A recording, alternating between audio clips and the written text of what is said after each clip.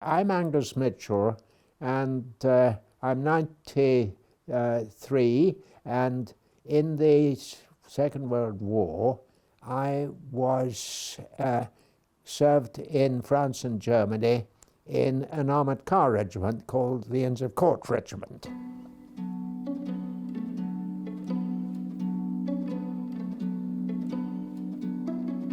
I suppose the idea of seeing active service in a modern kind of setting. I was thinking, I suppose, mainly of tanks. I can't remember whether armoured cars were mentioned. So to that extent, it sounded a little more, you might almost call it more civilized method of war.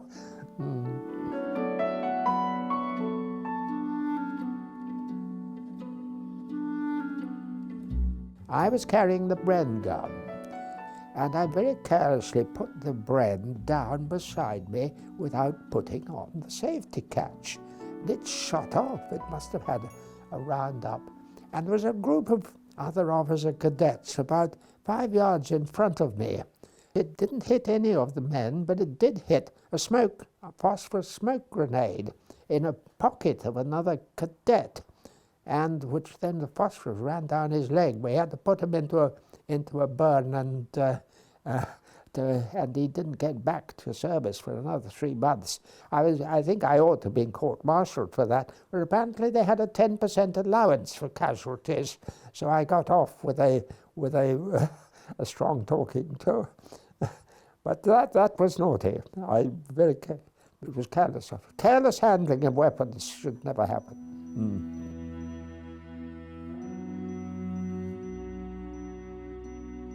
I went over to Normandy about 4 weeks after D-Day, so we were able to land with dry feet.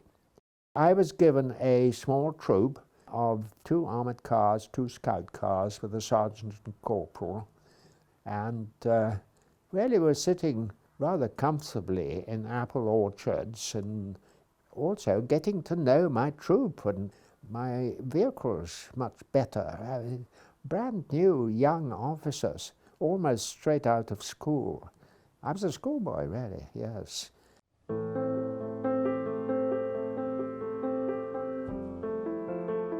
We were moving in Normandy it was a long queue of traffic, and it was mortared by the Germans, who were not far off. And my squadron leader was killed in his scout car, only about 50 yards away from me. The Germans, of course, often left mines behind and booby traps. So you never saw casualties could happen, and did happen, without seeing a German at all.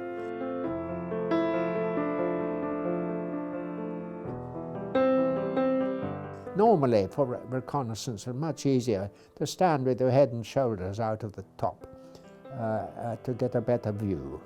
I think we'd probably gone about 3 or 4 miles when I got shot in the face.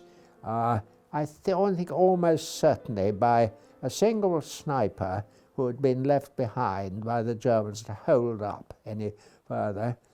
If he had moved 2 inches further up, he would have got me further in the throat.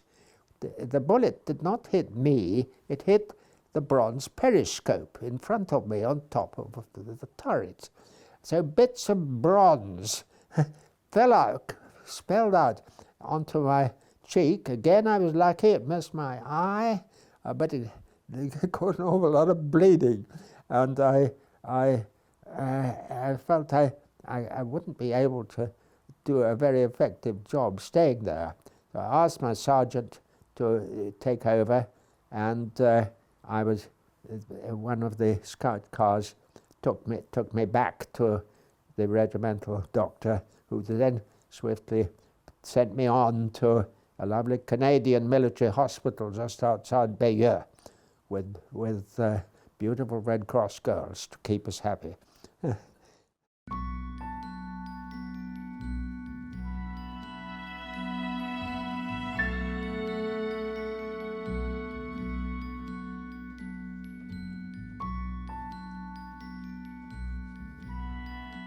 Well, we got up to the railway and had found no opposition up to that point. So I radioed back and said, we're here now. And there was a young Dutchman in the resistance wearing his orange badge. He was called Franz. He said, well, we stopped here, the MOF. The Dutch called the Germans the MOF. The MOF had just gone, why are we waiting here? So I explained to him about the RAF there. So I decided the way round to this. We borrowed a couple of bikes, which I think had been left behind by the Germans. And said, okay, I'll go in with you, Franz, and we'll have a look on a bicycle, because the RAF won't attack us. That's what we did. And so I claimed to have liberated Boxmeer on a bicycle. That got into the news later on. And of course we found they had gone. I went back, I radioed back and said, no Germans left here. And we explored a bit further and found where the next village where the Germans had retreated to, and they appeared to be in some strength, so I called down a bit of artillery fire on them, which I think was effective, but in a sense too effective, because alas, there were several shells landed on a nun's convent and killed a few nuns there, which I was very sad about.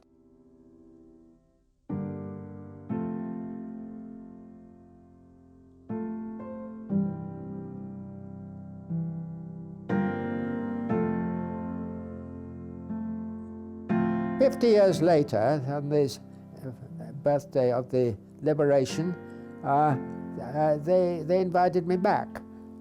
So I took a wreath from the Inns of Court Regiment and laid it on the Boxmeer War Memorial, and they gave me a very nice present of a local goat, which was their model, and I still have that with an inscription on it to Lieutenant Mitchell.